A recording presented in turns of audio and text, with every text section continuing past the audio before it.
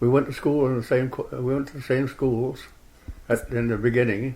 It didn't matter what religion you were. There's only one school there anyway. Finally, they made got together. I suppose, and they had a United Church had a school here, but that's when after the people start getting so the population started to increase and. You were here when the population was lower, when there was only one, so there was only one school for everybody. There was only one school, yeah. Oh, okay, interesting. Now, what was the population of that school? Oh gosh, it's hard to say. I'd say about 25 or 30, I guess.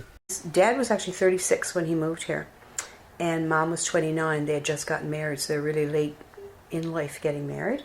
And she was a school teacher, and they met on Grand Lake, I do believe it was, where she was teaching a family. That's what they did years ago.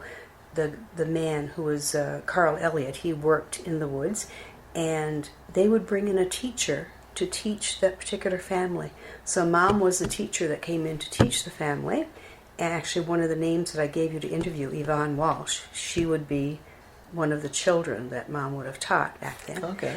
I came to the year in 1949, I think, 48, 49. Okay. We were teaching school in South River area, South Brook area. Oh, so you're a teacher in Southbrook? Yeah. Oh, okay. So where was the school down there? Which is where NEC lives down here, NEC. My Northern Economics buildings too. Yeah. Right across the street from that. Yeah. Oh, okay. There's a fence around it, partly there now. You know? Yeah. That's where the school was, yeah. Two-room school. Uh-huh. Yeah. And, I came back and then I came. Yeah, I came back the next year again, next September again. And when we got our Christmas holidays, I was all ready to go home for Christmas, and somebody came and told me that the school had burnt, so I just want to take my whatever I had and go home. Wow. Yeah. So Mom went there to teach, and Dad was working in the woods with Carl Elliott in that particular place, so that's how they met. Now, that would have been in the late 30s, and then they eventually got together and got married and came here. Do you recall the area of Southbrook? Was that separated when you were growing up in the area, or was that part of Pasadena? Separate. It was totally separate, yeah. Yeah. It was like the Catholic and the Our Protestant school. divide. Well, I went to Holy Rosary, which was the Catholic school, till grade 9, and it was in Southbrook. Southbrook was all Catholic, so wasn't it? For the most For part. the most part. Anybody that was non-Catholic in those days went up here in Pasadena to the school, the elementary out there, and then the RCs from here went down to the school in Southbrook, just on the other side of the bridge.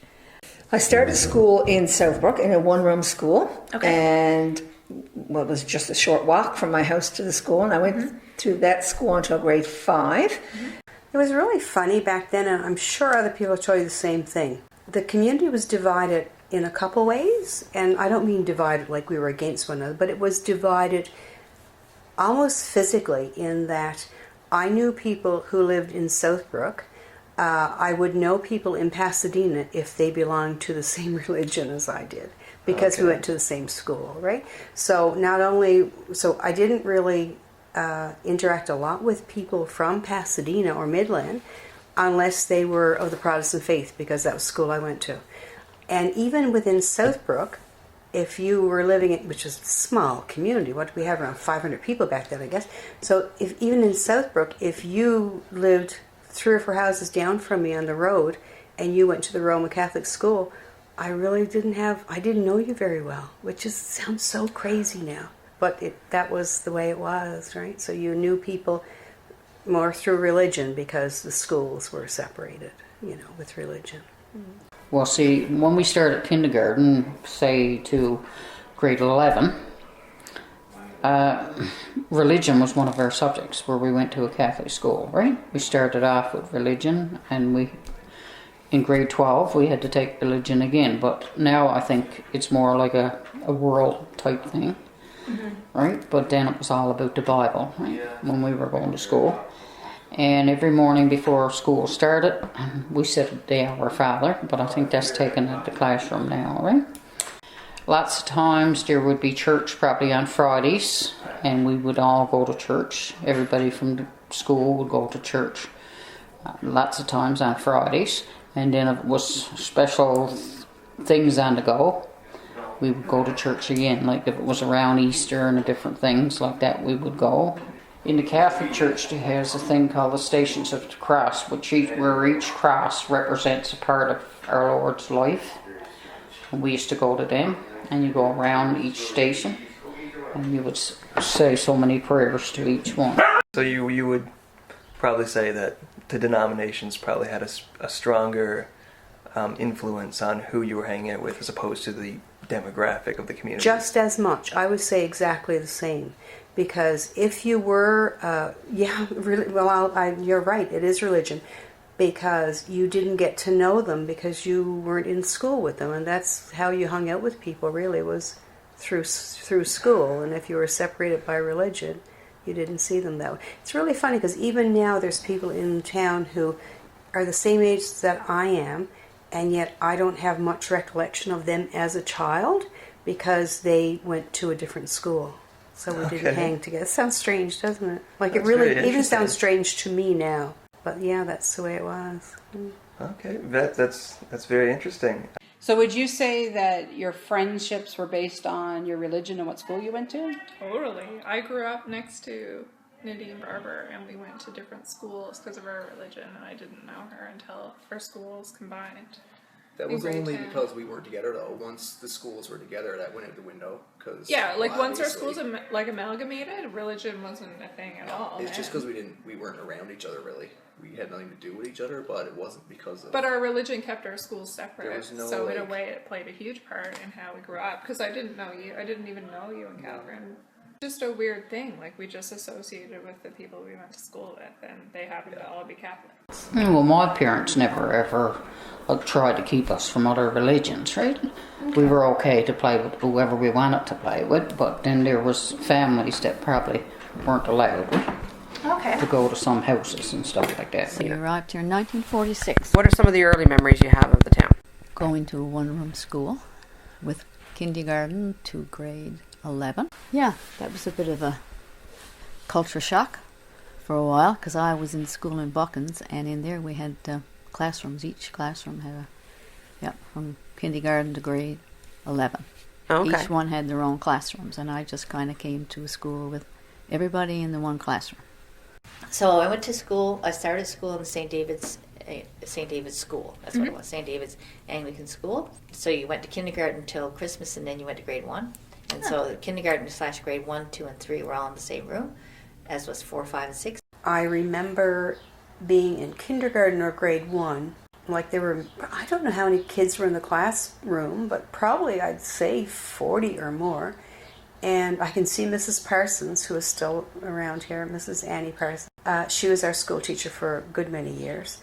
And I can see her teaching algebra to the grade 11 students while you're sitting there in kindergarten or grade 1, right? And I mean, you would watch it because if she had 11 grades, she couldn't get to all of you at one time sort of thing, right? So that was really cool. I remember that. Yeah, we would go outdoors to use the bathroom, and that was always fun because if it was a nice day, you got to go outdoors, right? Yeah. So a lot of people asked to use the bathroom, leave the room. That's what we would say. Please, Miss, may I leave the room? That's what we used to say.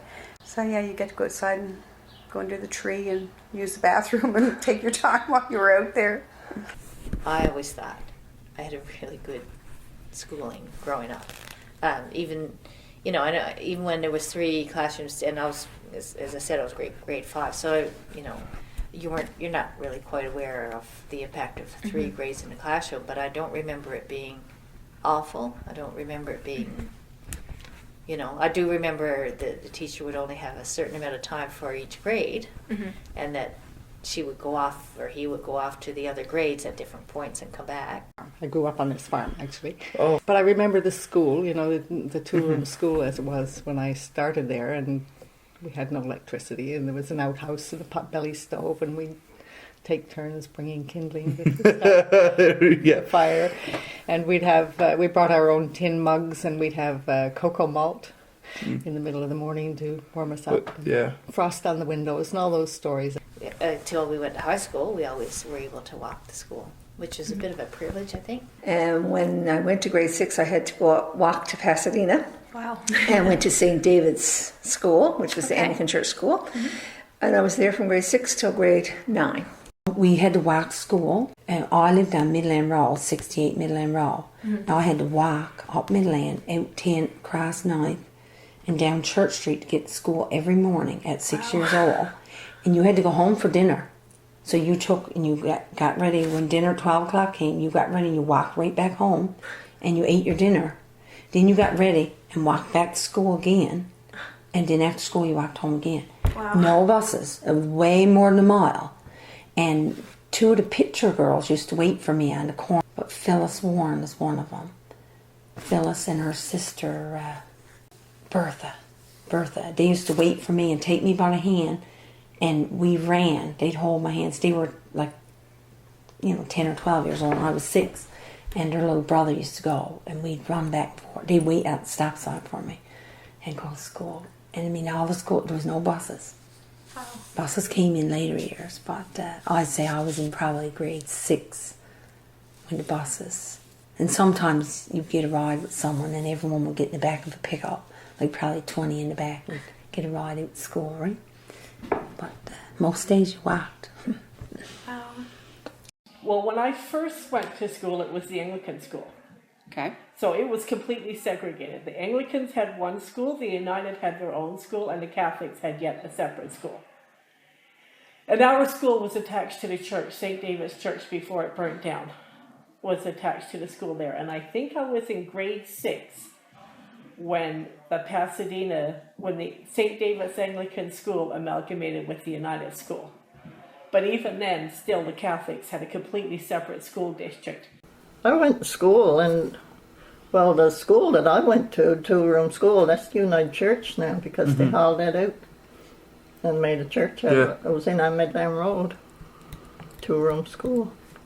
Well, when I went to school in Midland, we did have certain periods away from the classroom where we were taken outside, and we had playground, but it was limited to what we could do. But we did have even some classes outside, and I remember having school races among the different classes and different age groups, and just played ball with a little rag ball, things like that. We had to make do with so little at that time. But we didn't have regular sports equipment, but we did have lots of fun. When we came here, I was in grade 4. And my sister Helen was in grade 6. We went to school in the old bunkhouse. I know you might have heard tell the old bunkhouse. Yeah. I'll give you a little story on the old bunkhouse. The old bunkhouse was what the men used while they were carving out the settlement, like sort of settlement. Right. And that was down by where Stuart Foot lives now. Yeah. By that brook there. And that fall, as we came in September, that fall when the snow came, they jacked it up and hauled it up with the tractor. And I think my dad was driving the tractor at the time because he was a tractor driver. Yeah. They towed it up right there where the little, what do you call it there now, where the nurse died. Oh, the clinic. The little clinic there now. Yeah. And that building was, I say, about 40 feet long and probably about 20 feet wide. And they moved it in sideways there and jacked it up, and that's where we started our school. Oh, okay. Right there. And the first teachers we had in there was Mrs. Woodley. Yeah. And Mrs. Maynard. They were the first 2. Okay. I can remember in that old place. Now, I'm not sure who came after. But then when next year, next summer, they started to build the new one. On Pine Street there. Oh, okay. That's where the amalgamated school went, eh? So that's where everybody went then, all the religions, eh? Oh, okay. And was it just Midland kids or Pasadena as well? Pasadena kids came in. Pasadena kids, okay. I remember Baxter Watton went to school there, and all the Taps came in one school there. Oh, okay. But Suffolk had their own schools out there, you know. Right. We were more connected with Pasadena than I say we were with Suffolk, eh? because on account of the children all mixing up, like, you know. Right. And the families got, you know, sort of united more, like, you know. Right. Playing cards and things like that. You know. And then just beside you here was Jim Smith, where the teacher stayed, wasn't it? Yeah. And right where Jim Smith lived, right there, that was the school teacher's house. Yeah. That's where teachers stayed in that, eh? Oh, okay. And then next to that then was a school, eh? So it was there on the corner of what's Midland and Pine, that area? Yeah. Okay. The school was, I'd say, just right across from Jim's house there. And there was a paling fence went from Jim's house there right down to the first section of Pine Street. And there was 2 gates for the lower group and the upper group, eh? And there was so much mud in the streets, in the roads we call it, and horse manure. Yeah. That they had to put pulp junks and make a, what do you call it, a corduroy, like a sidewalk, eh? Oh, wow. 4 foot wood, Yeah. all together, all the way down. And down past our house, we lived down there across from Mr. Pike. I know where Yeah. the Pikes lived there. Right? Yeah. That was our house there. That's far down as well. But the rest of it, there's so much mud in the center of the road. Wow. And the horse manure where the horses used to be going back and forth. Yeah. You couldn't even walk there. You couldn't even walk there, eh? So school, I'm assuming it was a 1 or 2 room schoolhouse. 2 room school, yeah. And in the morning when we go in, whatever religion you are, Catholics go in one end and the Anglicans go in the other end. There's only 2, but there was some Salvation Army, I think. That's about it. Okay. United, some United, yeah. I think the Wags were United. Yes, yeah. And I think they went in with the Anglican people, and everybody had their prayers, and then we all come back again. When we came here, what is the United Church up there now? That was the school in there on Midland Row.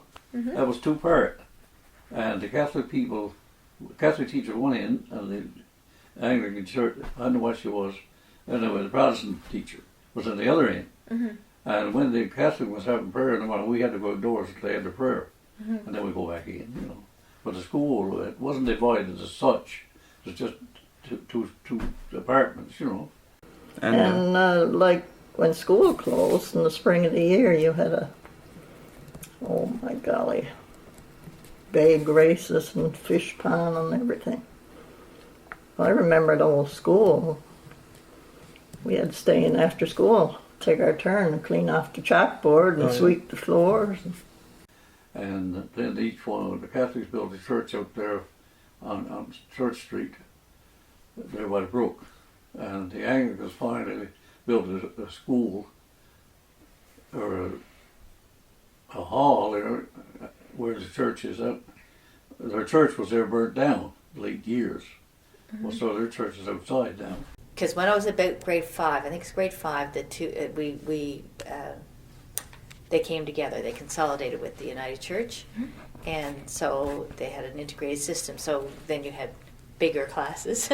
When I was in grade 8, I was a class of about 12 or 14. I think we had our own classroom at that point. Yeah, we did. Well, originally the schools were a religious school. Like I went to an Anglican school, Church of England they call it back then. But where it switched and joined, but it was still like church and religion and prayers and everything was all part of the school system. Like, yeah. And of course all the schools right there in the row, there was the Church of England school, the United one, and the Roman Catholic, they were all on Church Street. So where were the schools located that you attended? So I went to St. David's Anglican School was near where the cemetery is now. Okay. There's a transformer thing there now. Okay. That's the land the school was on, and the church was next door. And so on St. David's Day we'd go across to the church and have church. And then when the 2 schools consolidated, I came down to what was the United Church School at that time, and I was there for grade 5, 6, and 7. It was grade 8. I went back to St. David's School. I guess one of the things that stands out with me is because as teacher, of course, I promoted sports and athletics. It got me into a lot of trouble. Really? Well, because for most of the people who lived here at the time. Sports was a waste of time, as far as they were concerned, and they didn't like the idea of children getting involved in sports. So that was a big thing, and that's one of the reasons. That's why they named the sports field after me. Mm. Yeah. Because of my part that I played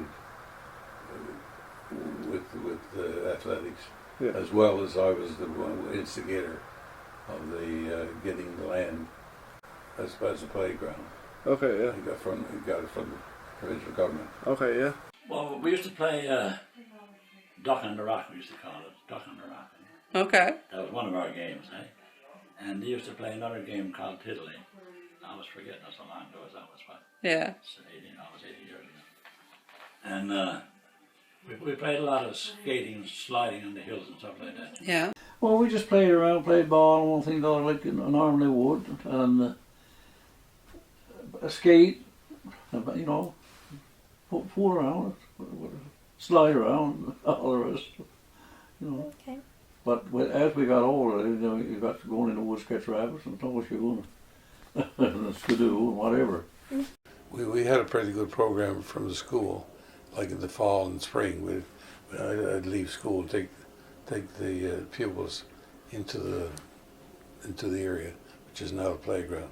Okay. And we had programs of ball, organized soccer and softball and skating, hockey in winter time.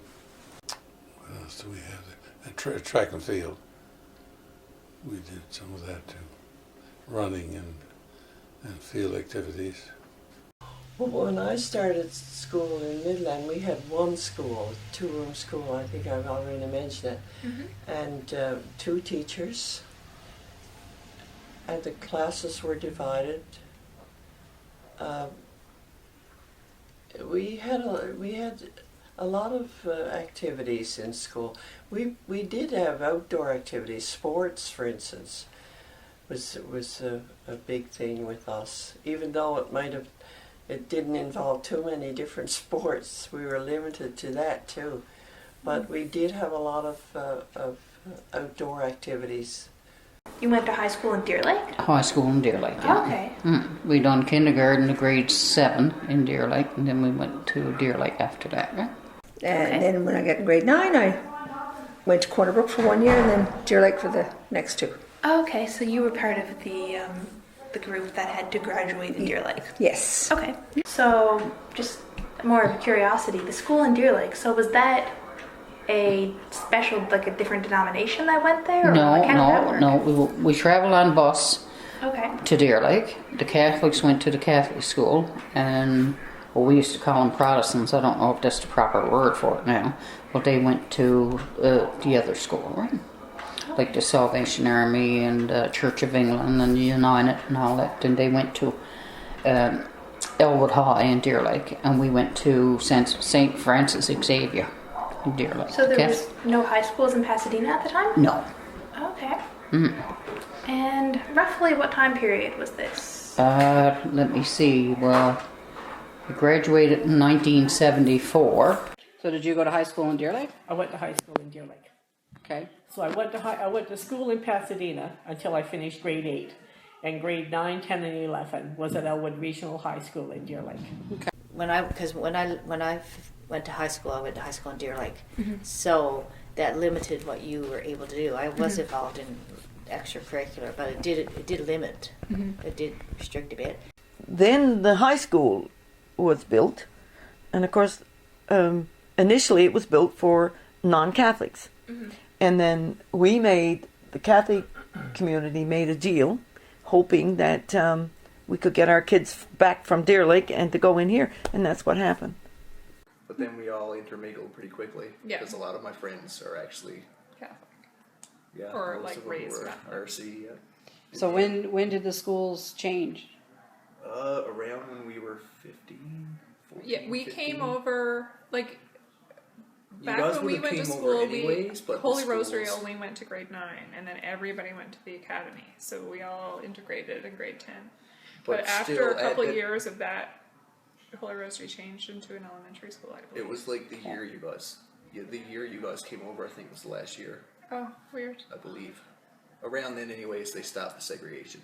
Yeah. I don't know exactly the year, but I'm pretty sure it was that year. Well, people all just got together and mingled together, and they went where we want to go. Garden parties in them days, and you know, that's how you met people. Okay. You know. Summer garden parties were always. Oh, yes, in Labor Day. Okay. Was a big day in town because actually the Anglican Church people would have a garden party and where they served meals, had games. That was a lot of fun leading up to the opening of school. Garden parties, or What were the garden parties like? That's the only time of the year you got ice cream. They used to have the. They used to bring it in. Oh yeah. So where did the garden parties take place? On the community field, or up there where the bunkhouse was. Okay, yeah. Yeah. Church and school at that time in Midland were quite separate. It was actually one of the earliest types of amalgamated school that there were. Now when later on it gave way to the religious schools, like the Anglicans had a school out here, and the Roman Catholics had a school down in Southbrook, and the United Church had a school here. No, I'm sorry, Southbrook as well. They did have one in Southbrook. I believe it was just a one-room school at the time. From grade kindergarten to grade 6, I was really lucky because our house was right across the road from the one-room school in Southbrook. It was a United Church school. And then they eventually built a school here on Church Street. So you would say that it started out that there was only the one school, and then as the population grew, they started to make the denominational schools. Yeah. And then eventually they all came together again. That's right. Okay, interesting. And I guess the other thing was too that when all the schools combined and just had the one school, that was great because we had 3 or 4 different. Well, we had 3 different schools. Right. Yeah, Church of England, the United Church, and then there was the Catholic school. That was great because then everybody went to school together, and there was none of this competition between. Right. Okay. Yeah. Everybody knew everyone. You were like, I really missed it when I moved down here. And I'm going to tell you one thing, that we cooperated so well in this community, and I think it's still going today. Yeah. The trend of helping one another, working together. We all got along great. Yeah. We played together, we fought together, we most of them married together, right? That's right, that's true.